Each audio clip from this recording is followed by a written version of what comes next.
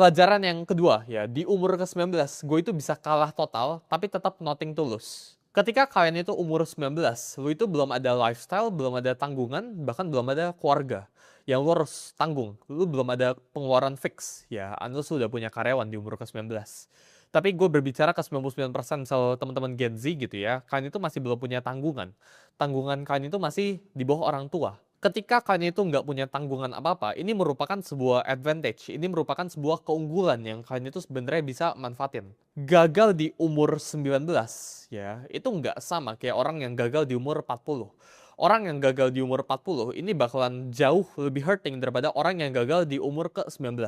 Karena orang yang umur 40 ini bakal punya tanggungan misal KPR rumah, ya tanggungan keluarga, harus biayain orang tua. Sedangkan yang umur 19 ini, yang masih kuliah, yang masih SMA, ya bahkan baru lulus kuliah, ini masih biaya tanggungannya, itu bisa ditanggung sama orang tua. Atau seandainya lu cari duit sendiri, ya, lu itu belum punya tanggungan fix, ya, kayak lu belum sewa motor, ya, lu belum punya tanggungan cicilan motor, cicilan rumah, cicilan mobil. Jadi ketika lu itu bisa gagal di umur, kayak misal gua, di umur ke-19 atau di umur yang relatif muda, menurut gue umur yang relatif muda itu di bawah 25, maka lu itu start di titik yang sama. Bahkan lu itu nggak start di titik sama sebenarnya. Ya, lu itu start di titik yang lebih maju dikit karena lu bisa nabung pengalaman.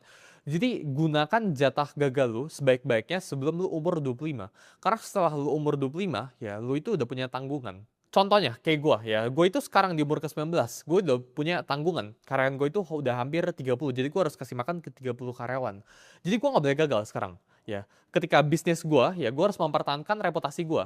Ya gue sekarang gagal, setiap kali gue gagal itu disaksikan sama ribuan orang, ya ratusan ribu orang, bahkan jutaan orang di publik, di media. Jadi ketika gue melakukan move di bisnis apapun itu, ya dan ini move ini misal salah atau move ini misal bener gitu ya, manusia kan belajar gitu kan. Ini sekarang gue itu disaksikan, jadi gue itu udah punya something to lose. Sedangkan kalian yang baru mulai ya atau orang-orang yang uangnya itu relatif masih muda umurnya gitu ya, atau belum mulai karirnya sama sekali, ini punya jatah gagal yang baik banget. Dan justru kalian itu harus pakai jatah gagal kalian sebaik-baiknya. Karena jatah gagal itu merupakan sebuah pelajaran.